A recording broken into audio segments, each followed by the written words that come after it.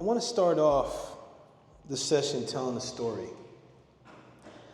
So there was a moment when I recognized that I was in survival and it was crashing down on me. 7 years ago, I was regularly taking trips down to Florida. And this particular time when I went to take this trip, I'm walking down the aisle on the plane, I go sit down, and I notice my heart rate starts to beat fast. I'm like, what the heck is going on? Now I have high blood pressure.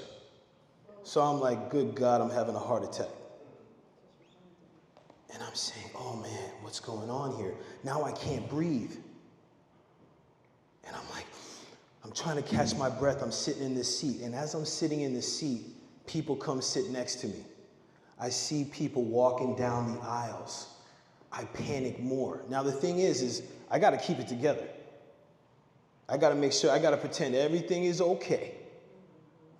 So I'm like, okay, excuse me, let me get out of here.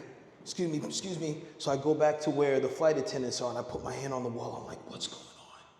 What's happening right now? I said, I don't want to die on this plane. And I know if I make a scene, this could be even a bigger problem. So I start calming myself down. I start noticing all these thoughts coming up for me. Like, you should have did this. Why are you like this? Why are you showing up this way? I was pummeling myself in my head and in my spirit. And then I started to breathe. I was actually talking to myself, and I actually feel myself losing breath right now.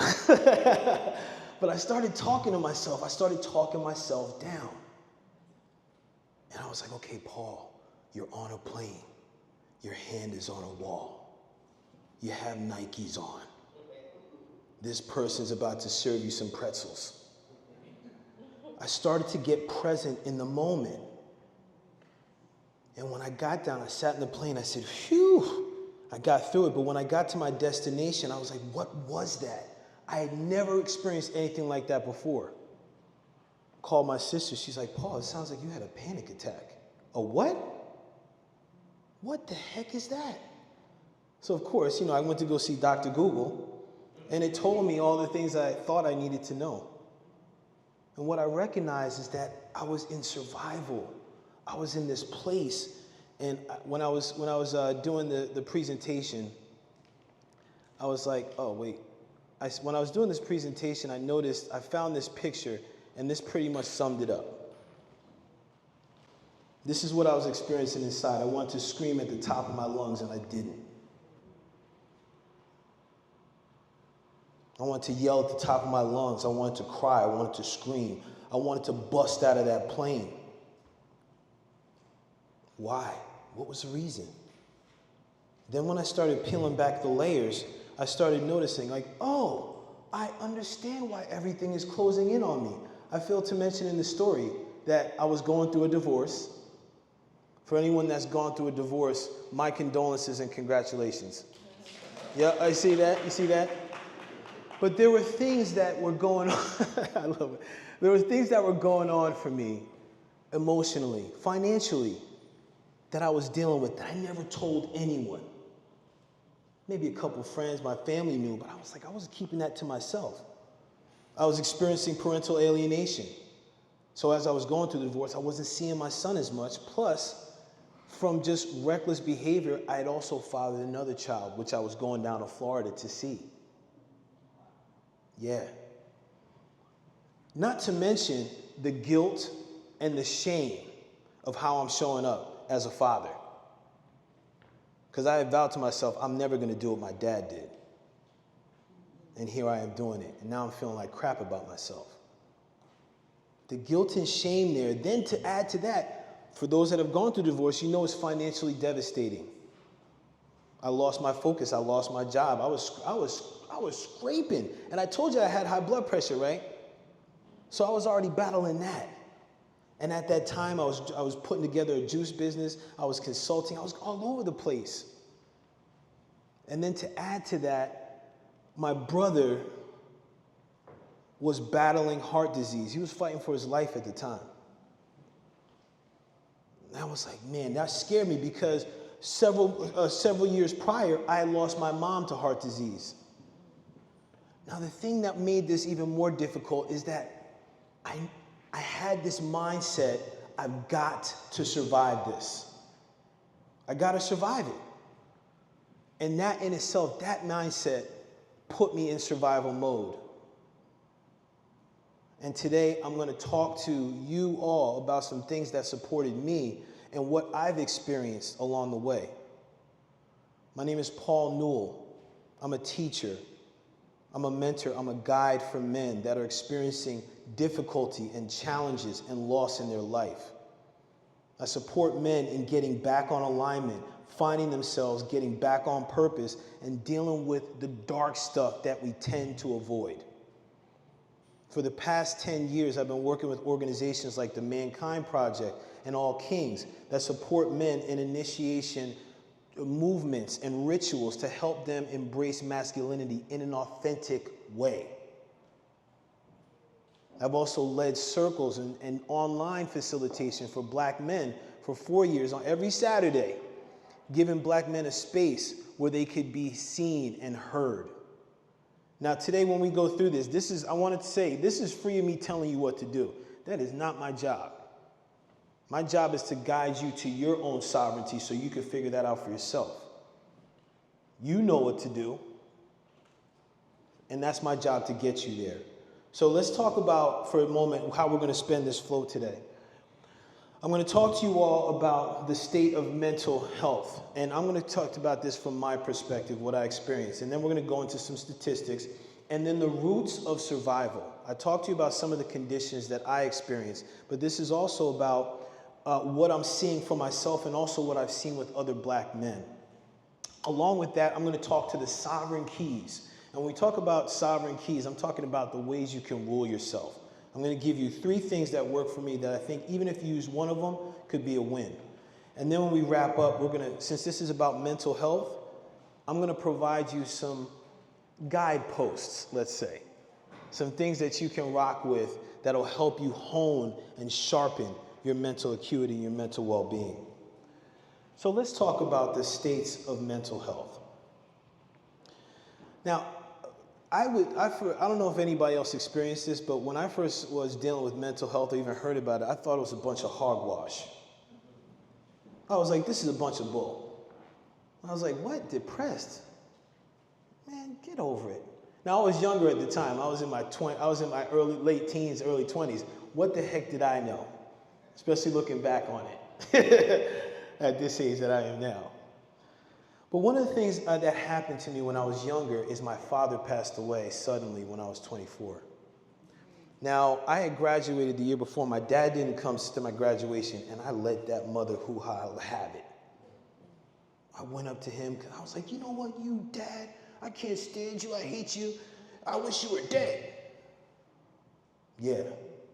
And you know what happened the next time I saw him? He was dead. Now, after that, I covered my emotions. I would cry in private. I was angry. I was sleeping all the time.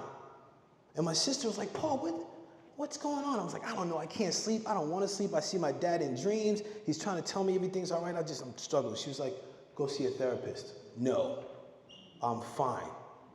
I got my friends Heineken and weed, and they're going to help me out just right. Okay? She told me to see a therapist, and when I went to see a therapist, I said, oh, shoot, man. They were like, you're tired? They're like, you're depressed. And what I found with my own travels and working with men is that depression is thinking about the past, shoulding on myself. And you know what that sounds like? I should. You know what I should have done? I should have done this when this is haha. Or I wish I had done this back then. Why didn't I do that? Now that's the depression, the anxiety. Ooh, that's what got me on the plane.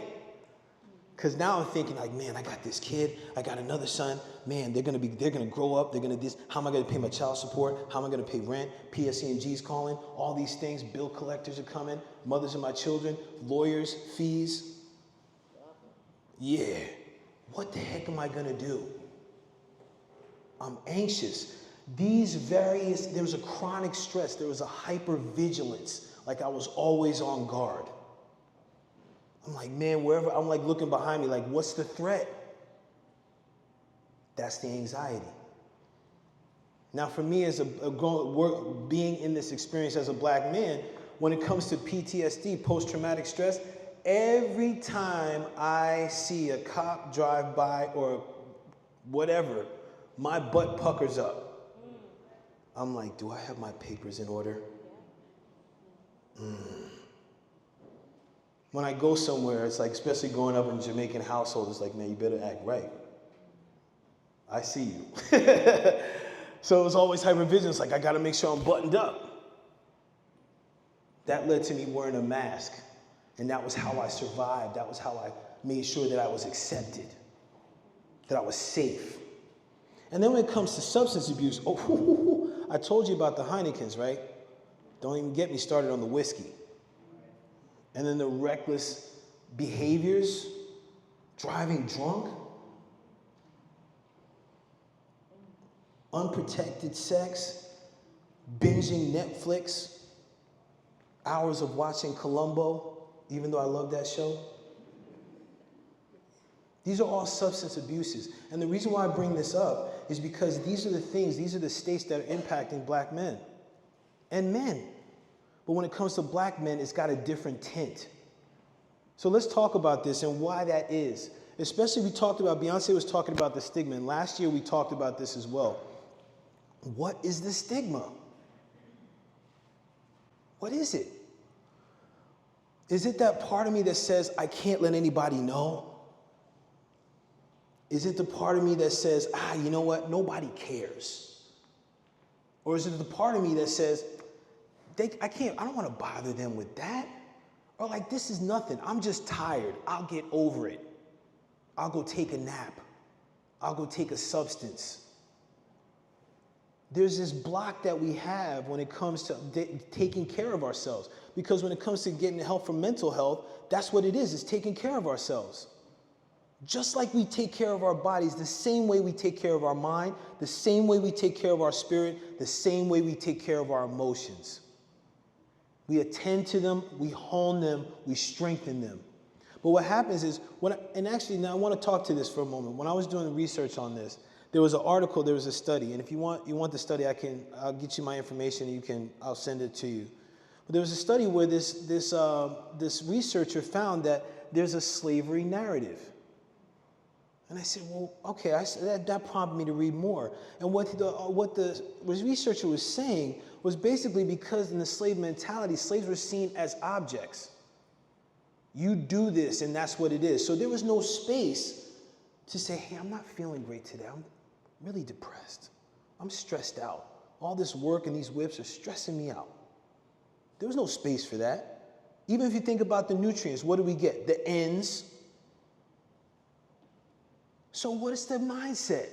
Whatever I got, I'll make do with. Does anybody say that? Whatever I got. I remember my brothers and sisters would tell me that my mom and dad came from Jamaica, they would go and get the day-old meats and the meat ends, right? Now I guess that's a delicacy, but like that's what they would do to survive. They would make do. My brother Chris even tells me when my mom used to make liver. I was like, that's disgusting. He was like, yes, it was, but we had to eat it. Think about the mentality beyond the action. What's the mentality? What's the condition? What's the mindset that's being bred in us? And when we think about this, these mindsets carry on over generations. Even though we may not have been impacted by our ancestors' pain, it still lives in our nervous system. Now, some of the other things, and we heard this before about the statistics. So 5 to 10% of black men say they face depression. And in multiple studies, they said that this is noted as underreported. Why is that, Paul? I'm glad you asked. Because we don't talk about it. We push it to the side when we experience stuff. A job loss, a loss of a parent, a friend. I lost one of my mentees 6 months ago. That was rough. And thank goodness I had to train myself to talk about it. Otherwise, I would have been bottling up those emotions. Now, when it comes to mental health, what's some of the things that we hear, and I would hear it a lot in the circles, when men would come in, hey, we do a check-in. Hey, so tell me how you're feeling physically, emotionally, spiritually, mentally. Physically, it was like, I'm tired. I'm worn down. I'm burned out. Those are the ways that we mask what could be really happening. Because if you think about even anxiety, that constantly thinking, it's like when you have a computer, right? And it's like your bandwidth is low. You got too many programs running. Shut it down. What happens if you don't shut it down and you got all those programs running? What does it do? It crashes. Listen to the words, it crashed. That's what's happening. Now look at what alarmed me is like studying this over years, right? I would notice that there was years ago, I looked at the suicide rates because there was a time like I really didn't think I was going to make it past 30. Again, a mindset. I was like, either I'm going to get popped by the cops or I'm going to end up in jail, and I'm not a jail dude, so I probably would have done something crazy to get out of there. So that's when I recognized, I started looking at the suicide rates, and I would notice, I was like, okay, wow, man, for black men, the suicide rate is low. Now we go up in years, guess what's happening? It's rising. From 2010 to 2020, suicide rates increased by 58%. What was more alarming that I failed to put on the slide, injuries from suicide attempts increased by 122%. Reckless behaviors. And look, believe me, I know. So let me tell you one thing before I go on. This space is free of judgment. So I'm not here saying, well, you know what you should do. Nah, it's not what this party is about. It's about letting you know what's happening, what's going on, and what could be happening in the minds of the men in your life. What could be going on in your mind? Now, let's take a look at something here. And I mentioned this before. There's been studies with something called epigenetics, where they talk about, as I mentioned before, the trauma and what happens in our ancestors lives in us. Now, the thing with epigenetics is that environment can spark parts of our DNA, which is fascinating. But this is how it happens. Now, the thing is that, as I mentioned before, even though the ancestors' pain, we didn't experience that, it still lives on in our DNA. So what does that show up as? Survival. I've got to survive at all costs. Now, one of the sovereign keys that I'm going to talk about in a bit is communication. I'm somewhat of a word nerd. I blame one of my old mentors, John Tompkins. He used to pepper me. He used to beat me up with making sure my words were right. So when I was like, I don't know, he'd be like, what? What do you mean you don't know? You have yet to know. What's the difference, Paul? I'm going to tell you about that later. Okay? But for right now, survival, when it comes to words, this is living beyond. So when I was looking this up, I like to look at words, what the meanings are, and where they come from. What are the roots? So when I looked at this, the roots are to remain after, well, this says death, but after hardship. A lot of times when I would meet men, or men would come to the circles, how you living? I'm surviving. And then as a facilitator, at first I was like, okay, I don't know what the heck that means. But then being an active listener, I was like, surviving what? And I get a pause and a blank stare. Hey man, you can take as long as you want to answer. I'm not going anywhere, I'm curious. Surviving what? Let's identify it. Because what I found is that when we start to identify things, we start to bring more into our brain science. So I'm going to nerd out for a little bit, so bear with me for about 2 or 3 minutes. When I was working with John Tompkins, he was very particular. He had this thing called green language. He was a marriage and family therapist. He was very particular about green language. When we started working together, because as I was going through some discord in my life, he was like, hey, I want to help you out. I see you doing good work, so we're going to work on your language. Okay. So he talked about how the brain works when it comes to our language and what we experience. And there's a part of the brain called the limbic system. If this is the first time you're hearing about this, the limbic system is like our emotion center. It's like this thing called fight or flight. So the limbic system and this amygdala, basically that whole system is taking in everything around you. So even though you may be looking at me or the slides, it's taking in like, that coffee smells good. Is that croissants over there? Like, I know for me right now, I'm looking at that Knicks sweatshirt and I'm happy as heck. We're going to be playing the Indiana Pacers. Bless up to the Knicks. Who you with? Let's go, Knicks. Let's go. Okay, now that I got that out of the way. All right, back to the amygdala. Now, the key thing about the amygdala is that this really drives a lot of what we're experiencing. So while we're taking in different things, the amygdala is like, it works with our prefrontal cortex to figure out like, hey, what's a threat? What am I safe around? Do I need to freeze? Do I need to fight? Do I need to get out of here? The amygdala helps us determine that. Now the thing is, when we're constantly living in this stress and this fear, guess what happens? Now this prefrontal cortex, which is our executive brain, shuts down. The executive brain is our key center for reason, organizing our thoughts, figuring out, hey, what's a threat, what's not? Hey, my boss is yelling at me. Is that the same as a grizzly bear coming to beat you up, coming to claw you apart? The perception is different, but the experience to your body may be the same. That's what we get to determine. And we start to look at the stress and then look at the roots of the stress. Then we can start to get to the heart of the matter. And when it comes to the roots of stress, it's internal and external. So look, for example, I mean, listen, we know the racism piece, finance piece. In lower income communities, when there's a scarcity of finances, I'll do whatever it takes. I'll go get whatever I need to support and provide for my family. Whatever it takes. That's survival. Whatever it takes. Now there's the violence, which contributes to the PTSD. So if anybody, I mentioned before, I was a Jamaican household, so you best believe I got the belt. Best believe I got the belt. Was it a traumatic experience? Sure. It was almost as traumatic as when I was in the 8th grade and I had some nappy hair and my mom put relaxer in my hair. That was traumatic going to school. Yeah, it was. So the thing that I mentioned here is there's these external factors. And even we talk about, when it comes to black men and mental health, we talk about the access, right?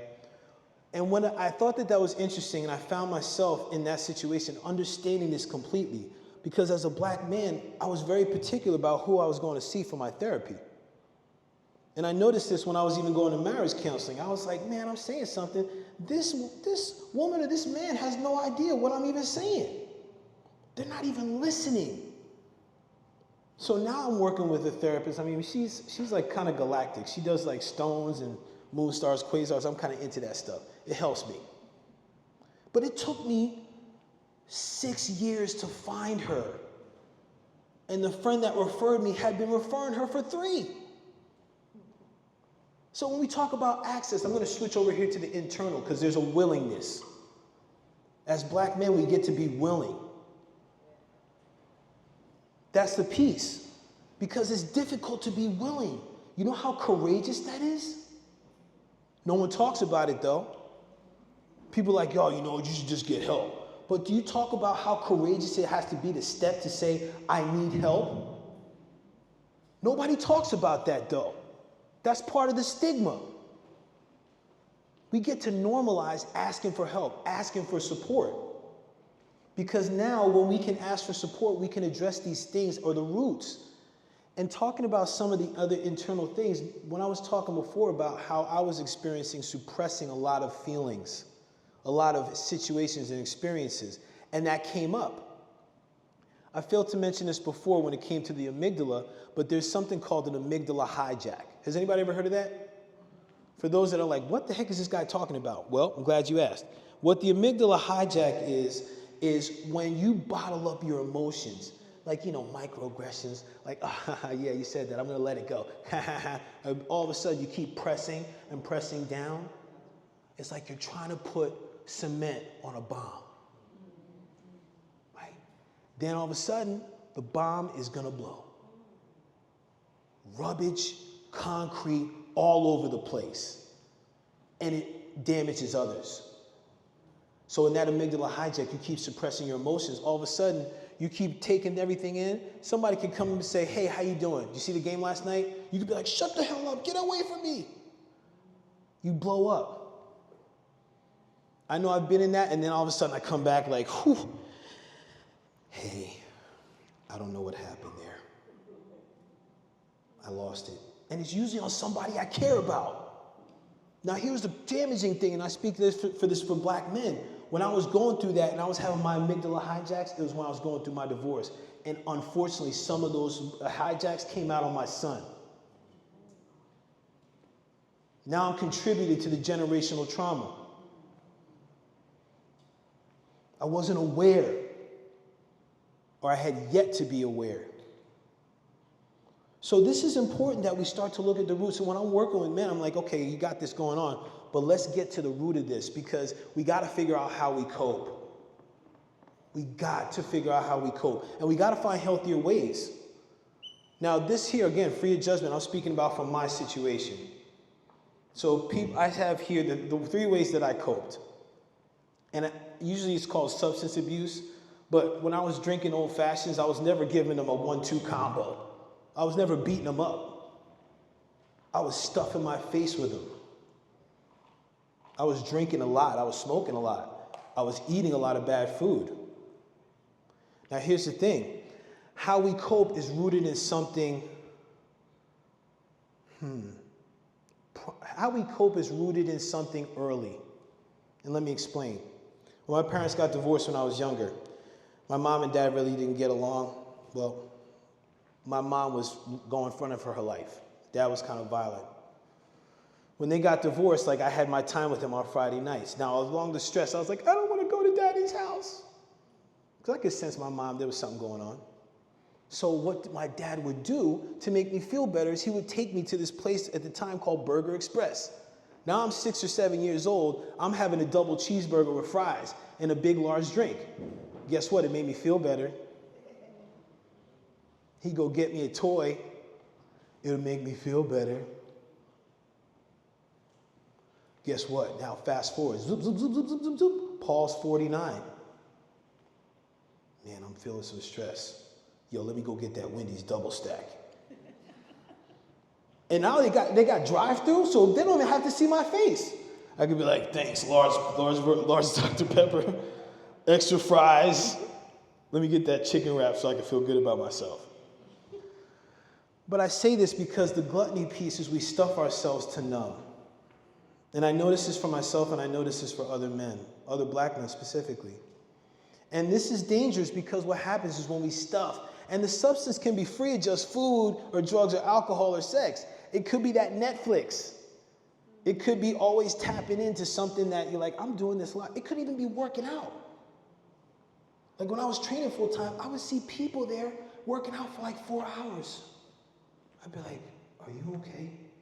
Do you want a friend? Sometimes that's what it is. They want a friend. They want somebody to hear them. They want somebody to talk to them. Let them know it's going to be okay. Let them know that I've gone through the same type of situation. Because a lot of times that doesn't happen. Now, the other thing I would do is spiritually bypass. Now, I became a yoga instructor 15 years ago, so it was all about, that's when I kind of got into the moon stars, quasars, because it was about chakras and energy centers, and I was like, this is fascinating. So people would be there'd be a lot of stress going on. I'd be like, namaste, mama say, mama sama makusa. Everything's gonna be okay. It's gonna be okay. And I would do that to push down or to put aside what I was experiencing. I was like, okay, I don't want to deal with that. Go over here. Then I started noticing it in other conversations when we would have these circles. Men would say, I'm going to give it to God. And I'm so happy we're having a conversation, a breakout about faith and grief. Because, yeah, give it to God. This is all good. And faith is important. Do you believe you're going to get through? When people say, I'm going to give it to God, okay, you believe in God? Yes. You believe in yourself? What are you talking about? Well, God created you, didn't he? Right? I think there's this passage in the Bible. He created us in our image. Yes, I do go to church. It's just been a while. Okay? But I say this because while all that and the faith is important and turning it over to God and namaste and all these things, it still has got to be a point where you look at what's happening inside. You got to look at what's happening in this vessel. Because that's what's happening. That's what's going on for us to really address our pains, our wounds, our dis-ease. We don't have to bypass it. We can address it. Now, this last one is armoring up. This one was my personal favorite because I could be a shapeshifter. I could put on a mask. I learned this from a young age. Again, growing up with Caribbean parents, with immigrant parents, my dad's like, I want a better life for my kids. So he brought us to this affluent white town where it was like very little of us. Fortunately, we were in other space with other immigrants, Italians, Puerto Ricans. It was great. But what I learned at a young age, or what I conditioned myself to, was wearing a mask to be safe. So when I was around a lot of white people, I'd be like, okay, I guess I got to talk a little bit more proper right now. But then when I was around black people, they were like, you talk white. Get away from me. So now where am I? Okay, I gotta put on the mask. I gotta sit back and notice how they move. Okay, I can move like that. Oh, you wanna talk like that? Oh, you wanna slouch like that? How do you want me to be? I wear all these masks, and guess what? I don't even know who I am anymore. I deconditioned myself, I had to recondition myself again. So why I bring this up is because when we armor up, and I just want to, this image, I'm big into images. Visuals are important. When I think about armoring up, this is what I think about.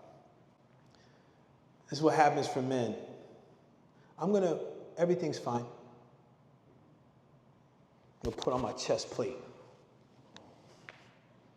Put on my hip plates, put on my stuff. I'm gonna go brave the world. I'm gonna go survive. Everything is good. And when it comes to armoring up, yes, that physical component, but it's also protecting emotionally and socially. That armor, it refers to the defenses that we put up. Now, here's the crazy thing, right, is that armor will get rusty. It will get rusty. And before you know it, it's gonna carve you up until you know when to put it down. A lot of times when it comes to how we cope, we have no place to put it down. Where? A lot of times those spaces that we want to put it down get shut down because of something that may have happened, or hurt that may have happened. So all of a sudden I block it off.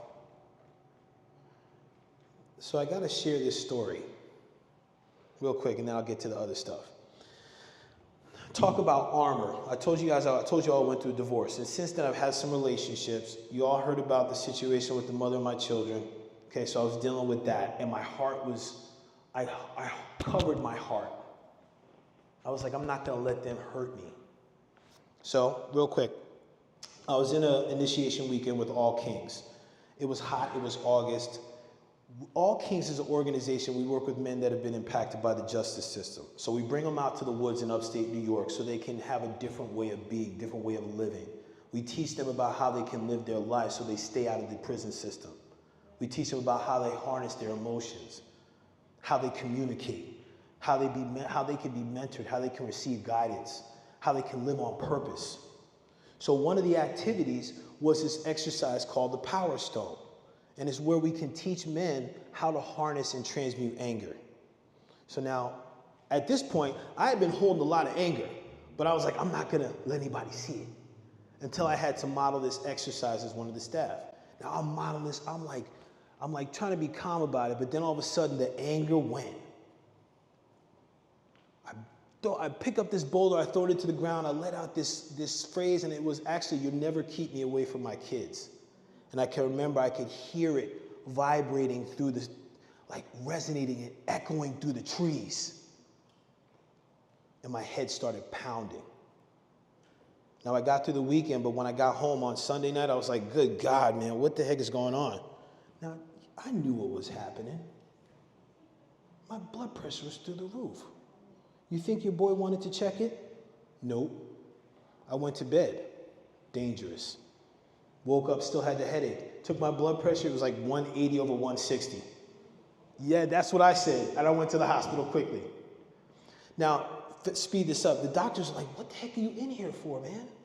You're in shape? This is that. What's going on? I don't know.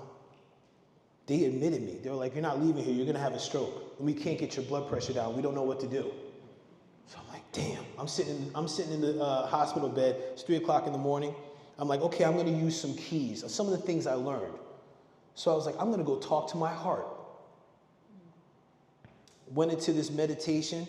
I started talking to I went into meditation, went to go see my heart, set the intention, remember that, set the intention, went to go see my heart in this castle. I sat across from my heart, I said, heart, what's going on, heart? Why are you running so hot? My heart's like, why are you holding me so tight? I said, who are you trying to talk to, heart? I'm trying to ask you, why are you running so high? And my heart's like, I'm asking you, why are you holding me so tight? And it kept asking, I'm like, damn. And to the point where I broke down, I was like, I'm sick of them stepping on you, cutting you, leaving you. I'm not gonna let that happen. I'm gonna protect you at all costs. At that, my heart said, you see, you think you're protecting me, but you're holding me too tight.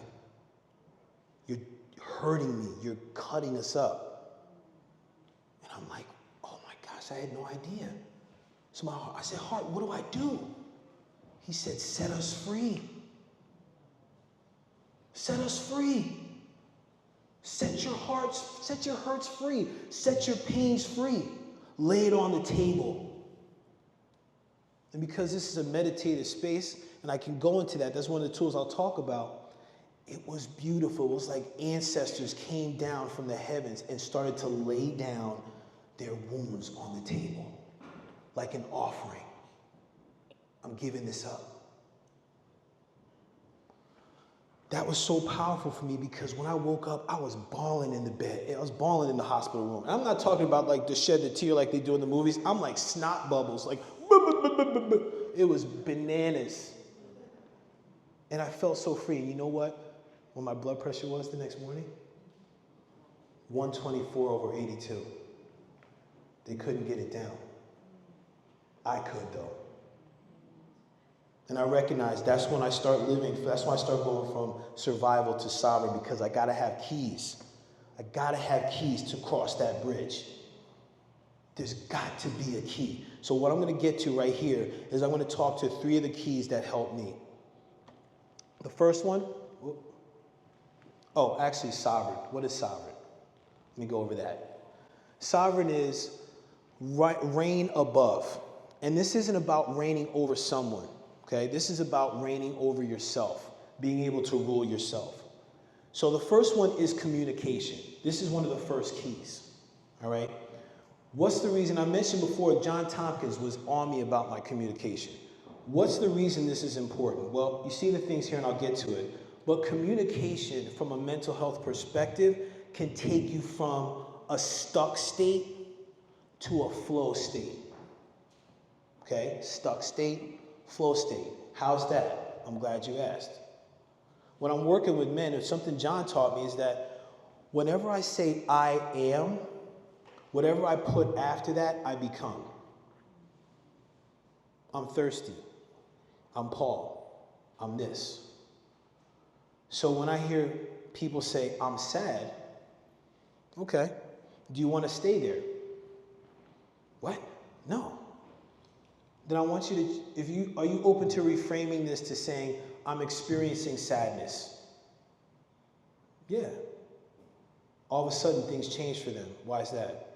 Because when I say I am, I'm stuck here. As soon as I say I'm experiencing, it lets my brain and my spirit know I'm moving through something right now. I'm not going to stay here. Now, communication was also helpful in my journey to my heart because I had to listen, and this is active listening. If this is the first time you're hearing about active listening, I'm going to give you 3 quick tips of how this works. When you're active listening, the first tip is to be silent. When someone's talking to you, and this is for the women that are here, for the men that are here, when someone's talking to you, keep your mouth shut, keep your ears wide open. That's be silent. In all kings, we call it one mic. We only got one mic. Bless up Nas. The second one is echo. So when I was in that journey, my heart was like, why are you holding me so tight? I'm hearing you asking me, why are you holding me so tight? Echo back what the person's saying. The benefit in that is that the person knows that they're heard. The third one, ask for clarity. If someone says something, I have no idea what you mean, ask what it means. Now, one of the other things with this is it's when we're looking at communication, and I'm teaching men to do the same, is looking at the communication basis. So that's what I want, what I see, what I think, what I feel. And I'm going to have you try something today. Go to some of your friends or the people you care about in your life and ask them what they want. Now, after you ask them what they want, I want you to have a piece of paper and I want you to tally how many times they say what they don't want. Maybe you've been a victim of this. What do you want? Well, I don't want this. What do you want? I don't want this. Well, I don't think, I don't feel. The brain fails to process nots, negatives. So it becomes more clear and intentional when we can say, this is what I want. This is what I think. This is what I feel. This is what I'm seeing here. It's surprising how just by changing the language, that can create a complete paradigm shift in what a person's experiencing.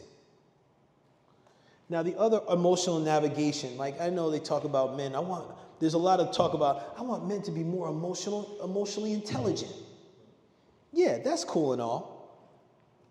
But really, I call it emotional navigation. Now, there's no chance you'll be able to see this, so you may want to take a picture. Or again, I can send this to you. When I'm working with men, first we go over the basics, like, okay, mad, sad, glad, shame, all that stuff, right? But what's underneath it?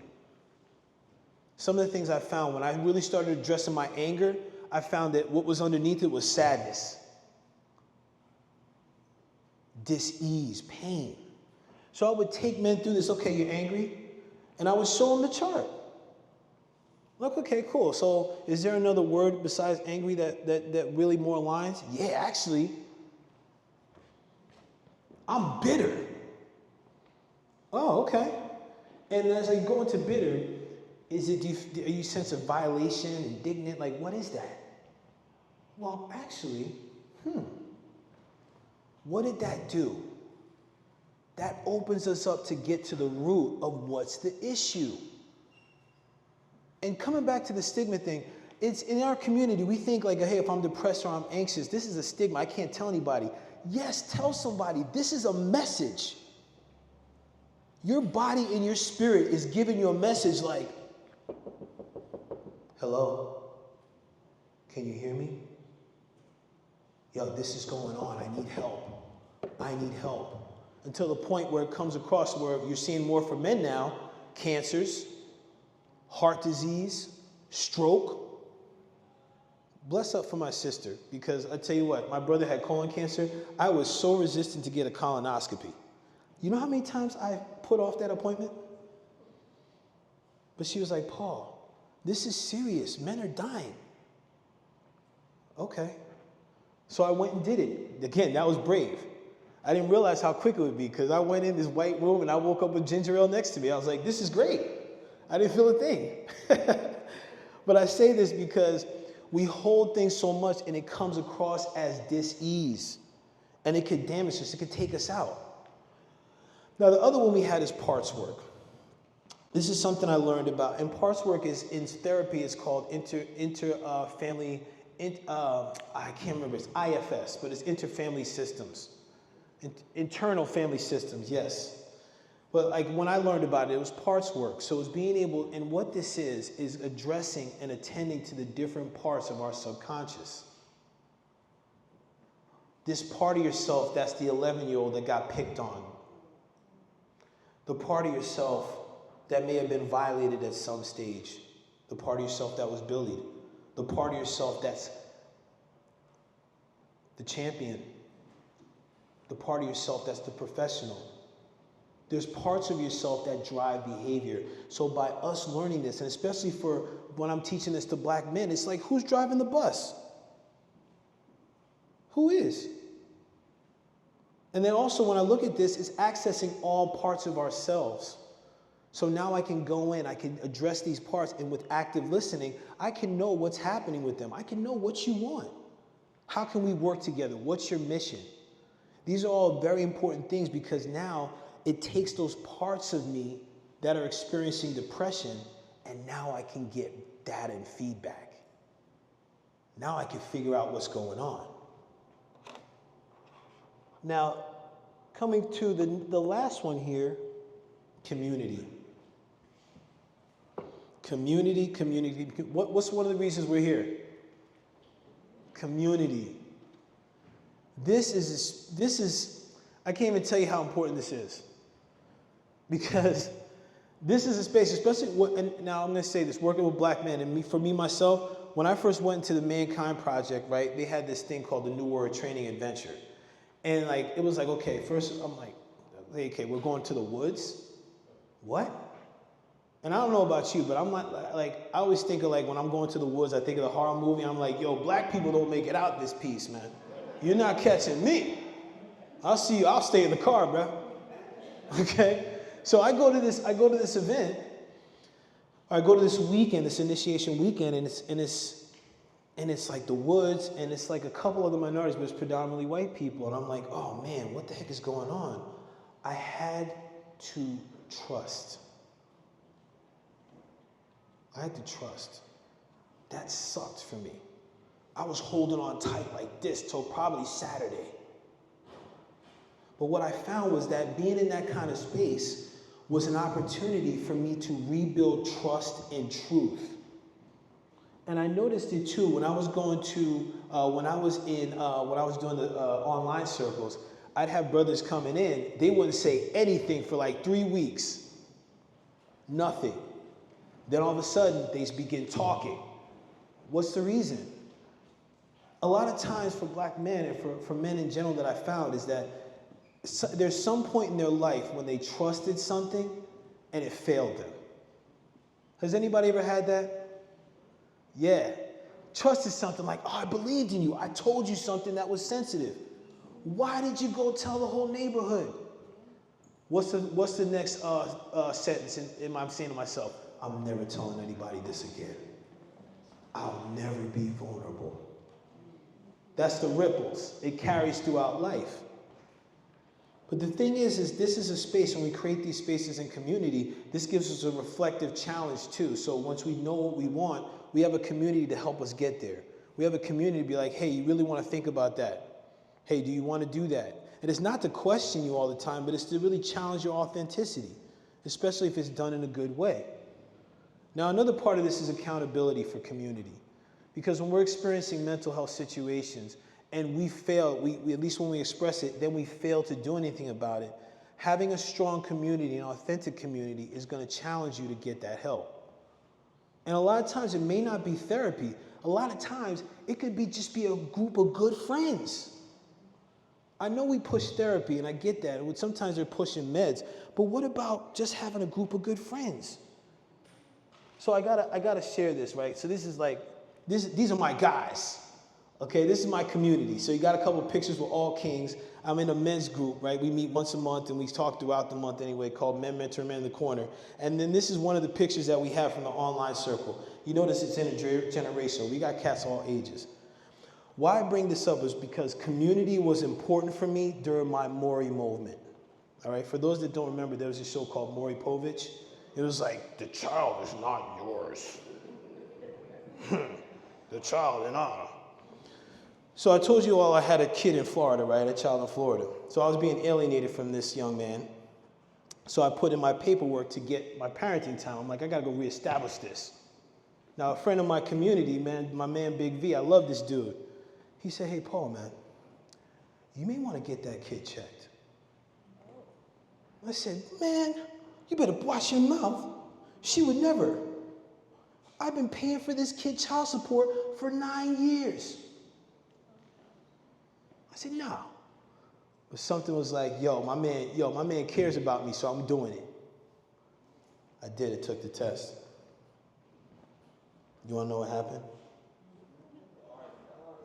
I'm not. Exactly. I didn't know what to do. I had so many emotions running through my body. I had sadness, rage, disdain. This is a confidential space, right? Absolutely. It is. I wanted to take her head off. How could she do this?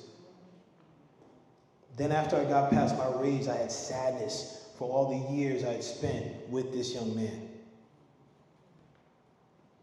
Then I had even more sadness, like, where am I going from here? I didn't know what to do. The one thing I did do, put the call out. Yo, guys, I don't know what to do right now. I'm hurting. Pew! Cat's coming to the house. Yo, Pig, yo, what's up, man? We're just gonna sit here with you, bro. You want some food? You want a double cheeseburger? You want a Heineken? No, I just want you to sit here. And it was so powerful because they didn't judge. They weren't like, you know what you should do. They didn't do any of that. I didn't need that. I had developed that community, but they were able to take me off the ledge. Why is that important, Paul? I'm glad you asked. Because if you look at the prison population, who's mostly in there? It's us. Why is that? Because we fail to harness our emotions. We fail to tune in. We fail to stay on purpose. And then we end up hurting ourselves or we go away for a long time. We lose touch with our community and we hurt community. We hurt those that love us the most. And a lot of times it's because we black out and we do these things because we feel we're alone. No one else can get this. No one else knows what I'm experiencing right now. And that's bull. That's the power of community. When we have community and people are sharing stuff, one of the ground rules is like, hey, if somebody says something to you, says something that resonates to you, raise your hand. And if a man says something and you have advice, say nothing until you ask for their permission to give it first. Get their consent for their advice. They may not want your advice. I don't know about you guys, but I could be a fixer. I'm like, I'm going to fix this real quick. You know what? Is this broken right here? Is this table off? Let me fix it. No. Hey, I got some advice for you. You open to it? Not right now. Okay. I'm even teaching my son about this now. Like, hey, he's like, Dad, I'm uncomfortable telling you this. Tell me. Practice. Deal with that discomfort. Say what's on your mind. Be real. Say it. Because when we have this type of space where we can be in alignment, we stay on purpose. We can navigate these tricky spaces in life because they will happen. They will happen. Life is going to punch you in the face, trip you up, put you in a headlock, and then maybe give you a DDT to wrap up the night. That's an old wrestling term, if you're not familiar. Okay? So what do we do? And as I wrap up, I want to highlight this piece right here because this is about mental health. So I want to highlight these pieces about mental health that I really honed into. Because truth be told, when it was November last year, they talk about men's health and men's mental health. I was frustrated because I was like, what the heck is mental health? How do I measure that? Like if I'm talking about my physical health, I can measure my body weight. I can measure how fast I run a mile, how many pull-ups I could do. What about my mental health? How am I measuring that? So I went to go see Mr. Google. And Mr. Google's like, hey, there's this guy, Bob Proctor. He's got this thing called mental faculties. Yeah? Well, okay, what's a mental faculty? It's a cognitive or perceptual power of the mind. My friends, we rarely use our minds. We rarely use it.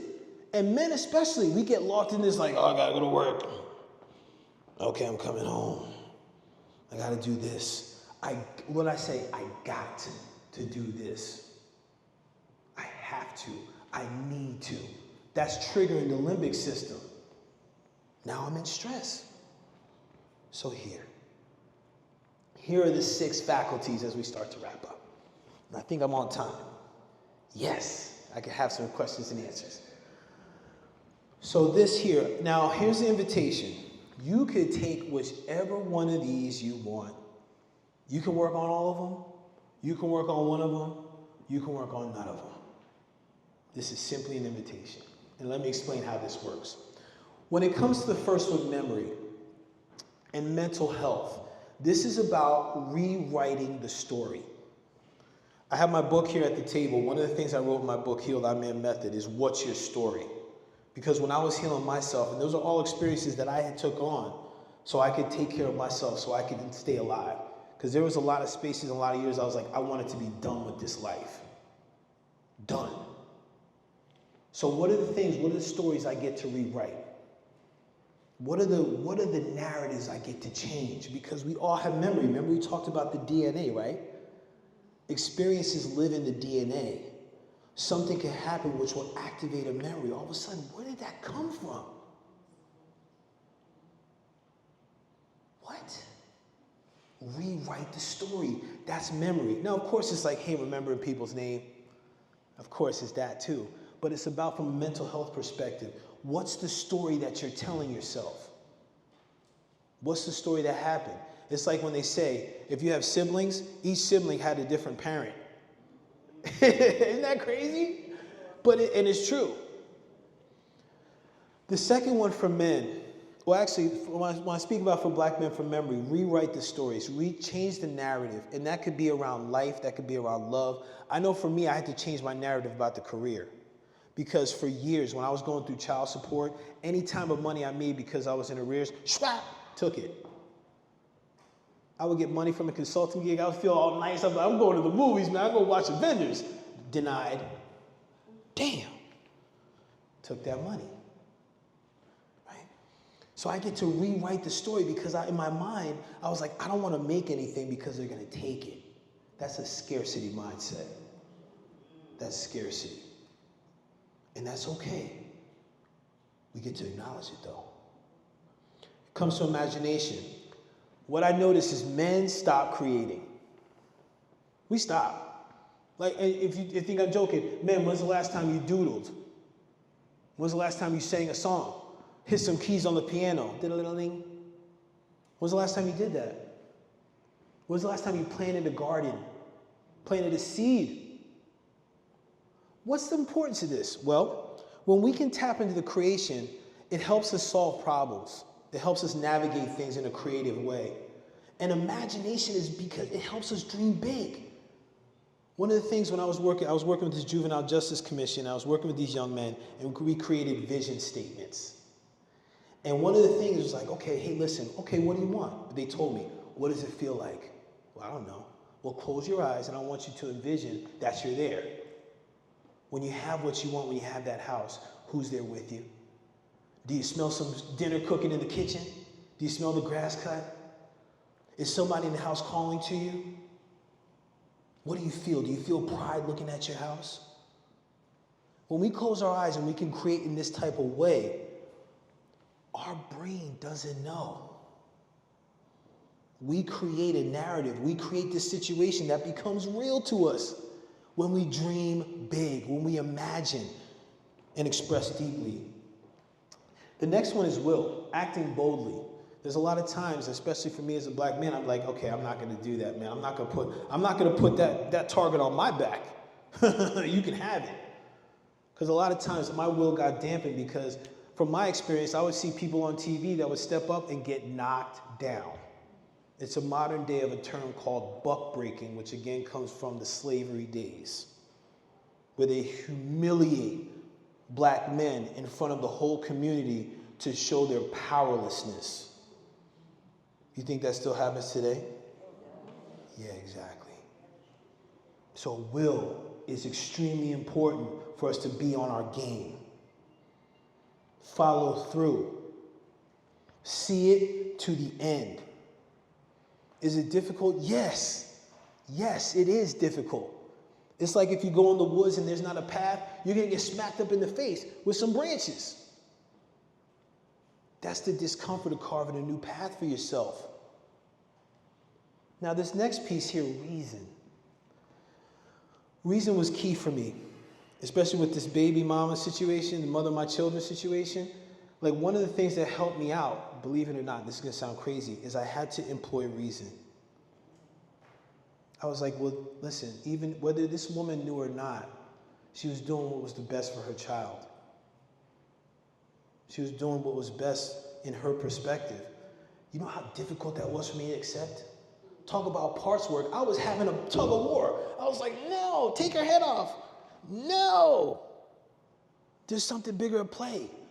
Even when I had to go get de-establishment of paternity, the lawyers were like, do you want to take this to a civil case? Oh, and pay $10,000 to get nothing back? No. Because that's what happens for dudes. Like we don't talk about with black men. A lot of black men go through child support. Financially disrupts them. And the thing is that 33% of the men that take a paternity test are not the father. Notice 33% of the men that take the paternity test are not the father. And they don't get that money back. That's over 100, but I'm not even going to get into it that I paid. It's irrelevant now.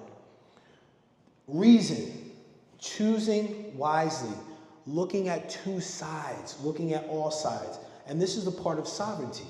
When I can step outside of my realms and see everything, now I can make different decisions.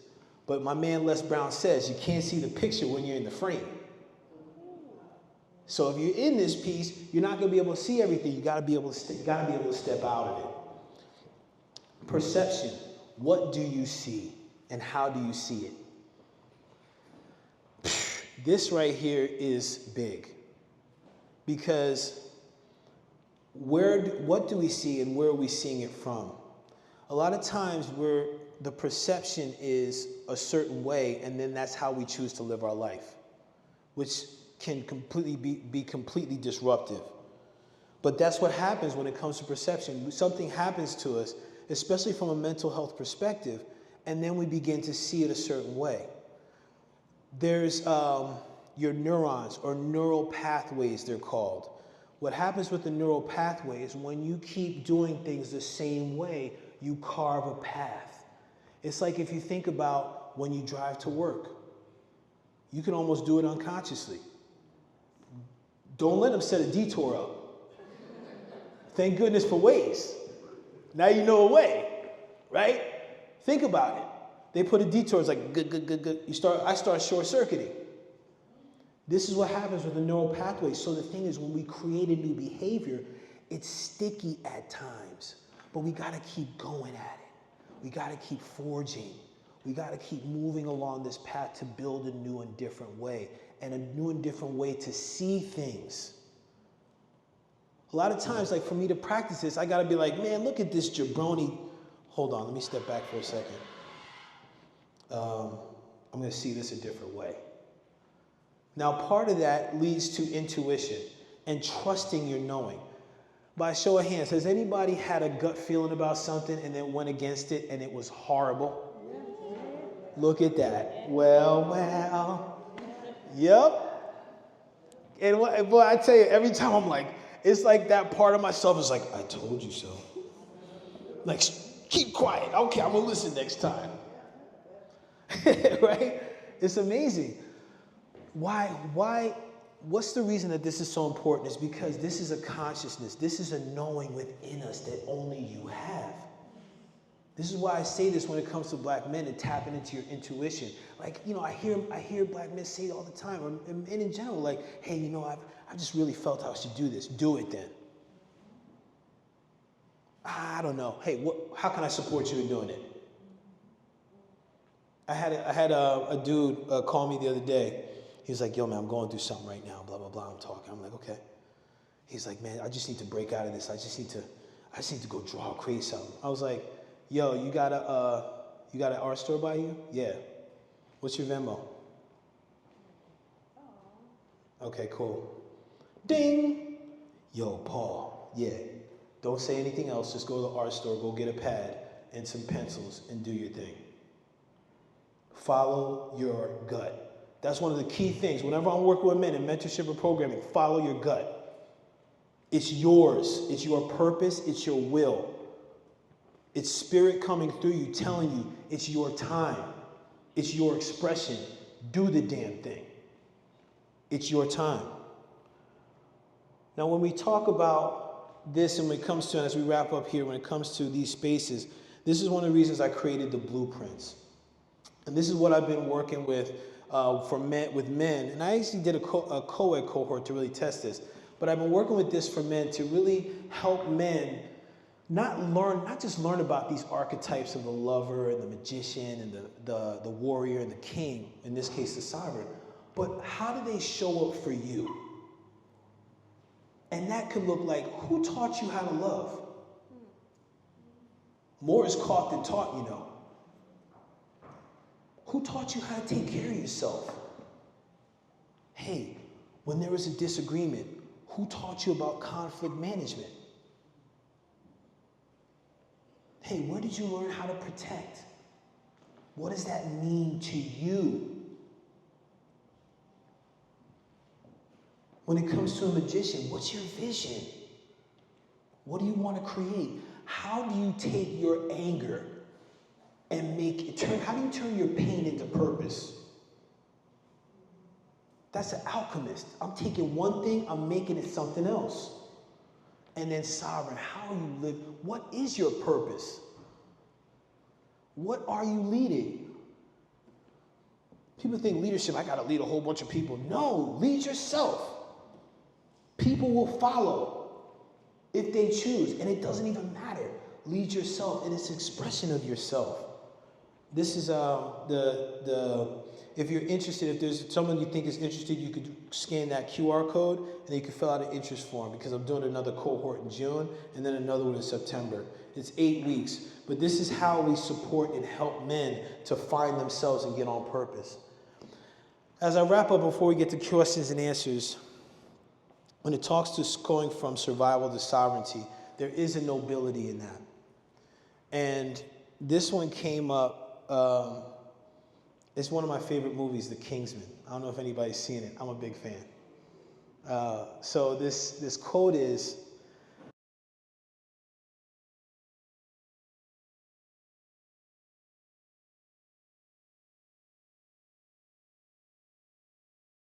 there is nothing noble in being superior to your fellow man. True nobility is being superior to your former self. As black men, there can be times that we compete. We gotta think, oh, I gotta get this because there's not enough. And that's bull, that's not true. There's abundance because each of us has a different expression. Each of us has a different key. Each of us shows up in how we rule ourselves and how we can support others in how they rule themselves and live on purpose. We're meant for more than survival, and it's time for us as a community to support each other in our ascension. The time of survival is over, and it's time for us to step in to this sovereign space. Thank you, thank you, thank you all. I appreciate you all. Thank you. Appreciate you. This is nice. I want to take the opportunity, too, to thank AACT-NOW and Nami and Jay for inviting me here. This has been an outstanding experience.